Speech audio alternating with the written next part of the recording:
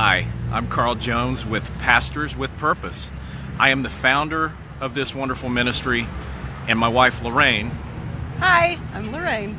is the co-founder. This will be the first of many feeds, and as you can probably see in the background, we're not inside the walls of the church today, and that has a lot to do with our ministry. We're in downtown, inner city, Muncie, Indiana, and this is our first live feed. We want to tell you just a little bit today. It'll be a little different. It'll be a little bit about the heart of our ministry, why we're doing what we're doing, why we come alive with this type of ministry. First of all, just down the road a few blocks, Lorraine and I were campus ministers with a urban ministry and really understood that we were being called some time back to the urban ministry in this city. But what we did not realize after a significant amount of time as campus ministers inside the walls of a wonderful church was as we got out into the city, we began to understand that we were truly being called to step outside the corporate walls and take the church to the streets.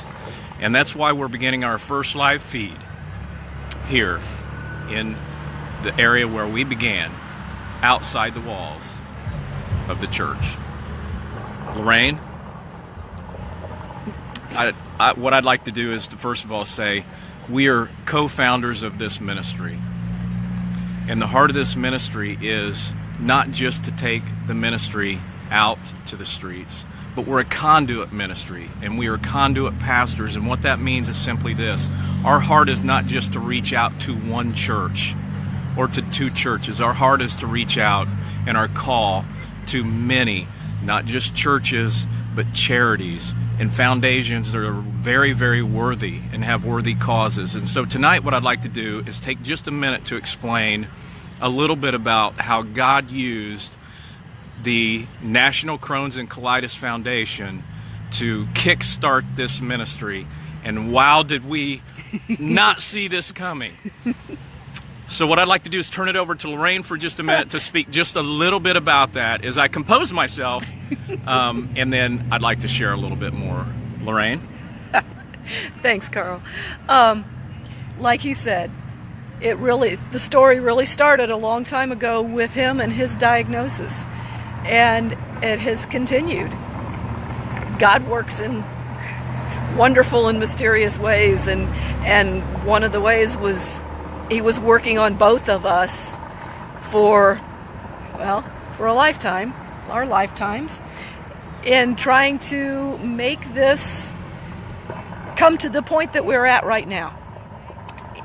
He has woven different pieces together, and together started with us at the urban ministry, learning how to do ministry, how to reach out to the people, walking the streets, building relationships, lifting up new leaders and new leadership in the churches, and on the streets, not just in the church, but on the streets, making friends, relationships with a variety of different groups that now we are able to pull together in this ministry.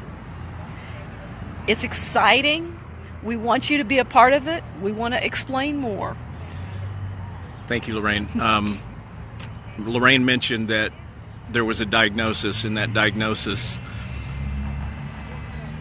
had to do the math, was nearly 20 years ago, where I was learned that I had something that I'd never heard of before called Crohn's disease. And not to spend too much time on that, we will talk about that at length many more times in the future, I'm sure.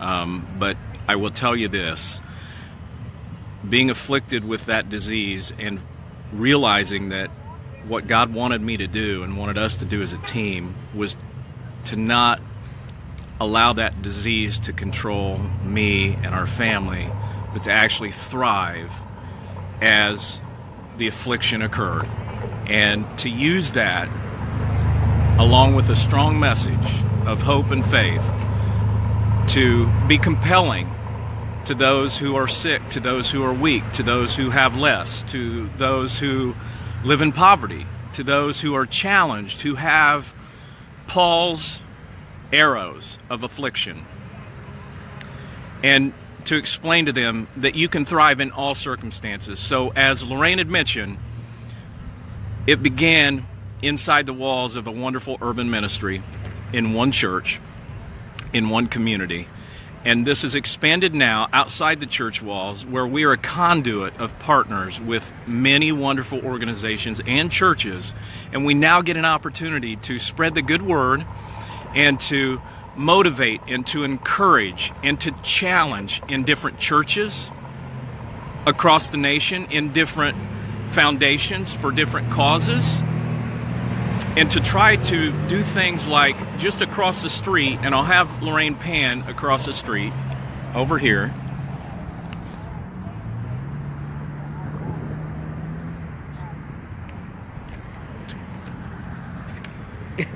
Behind me is Muncie's wonderful amphitheater, the Cannon Commons.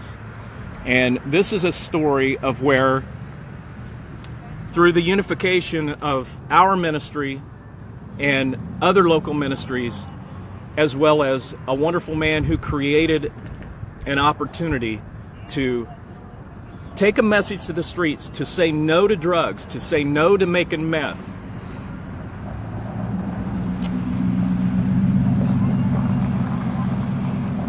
And yes, we can do something different. So behind us in the amphitheater, we had 2 weekends of wonderful music and fellowship, where we brought people across the city, other cities as well, to this event.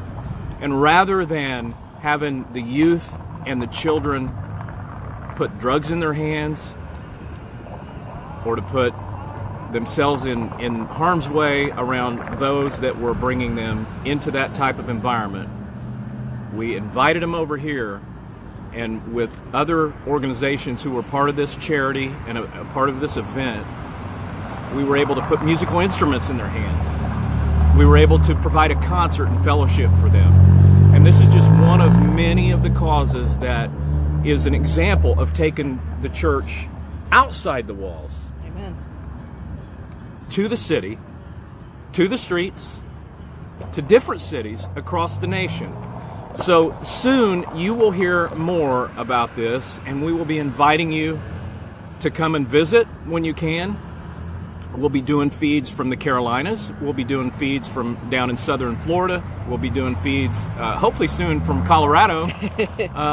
But we will be in many of the inner cities of these wonderful states. And we've been wonderfully blessed with the opportunity to shake hands with other ministries and with other passionate people who want to get involved with getting outside the corporate walls of the church, which is a wonderful place for many to be, but to go to those that are either unchurched, or you know what?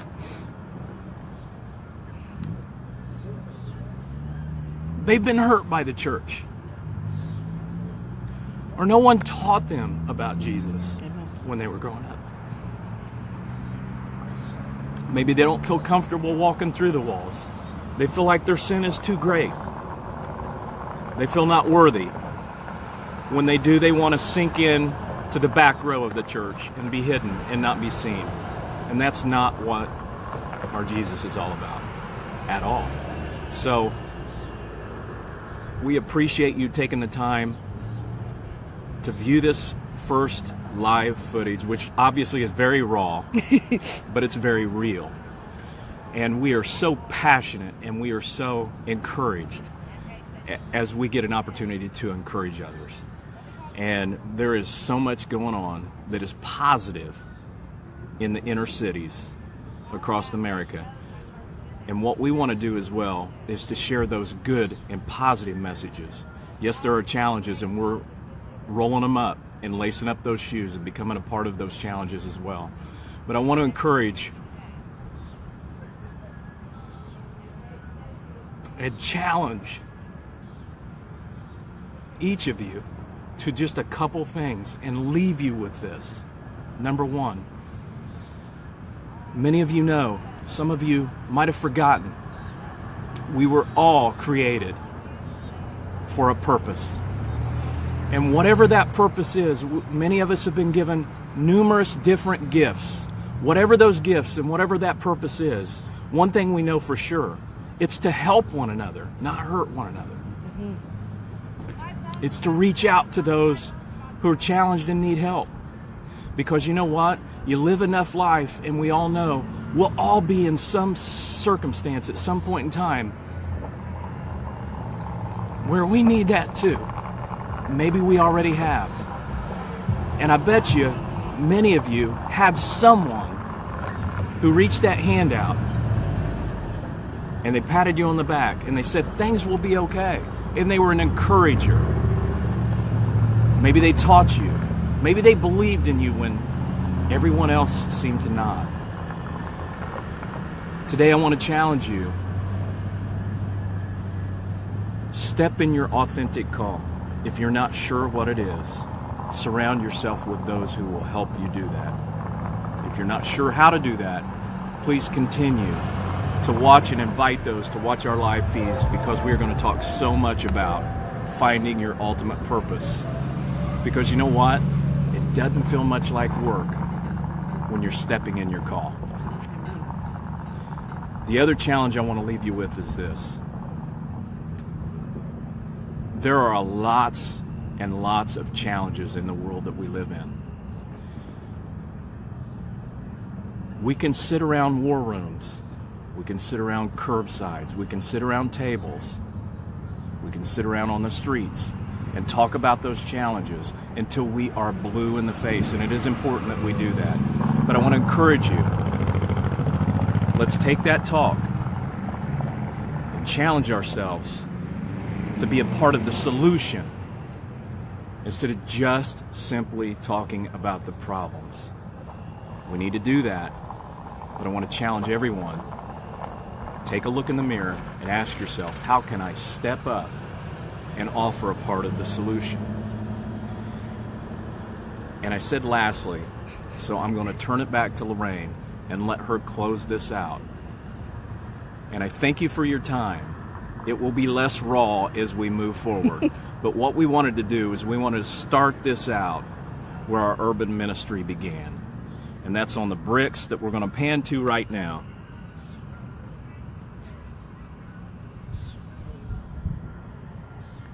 That are still streets in certain areas of downtown Muncie, Indiana, and many other fine cities across the nation.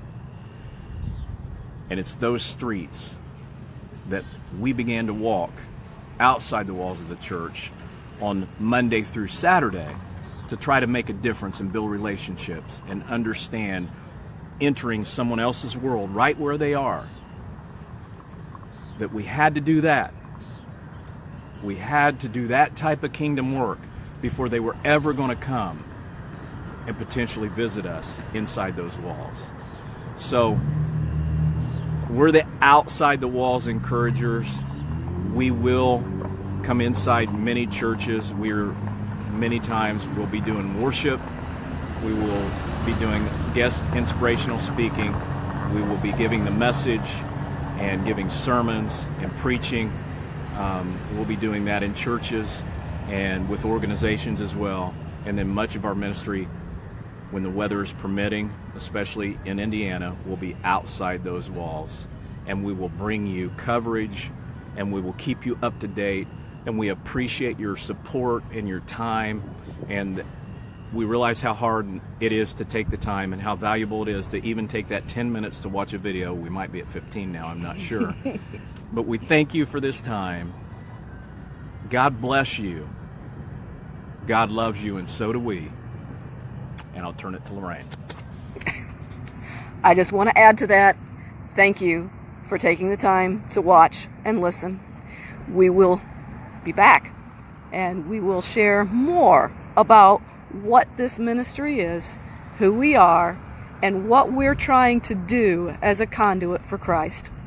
Thank you for your time. We'll see you soon.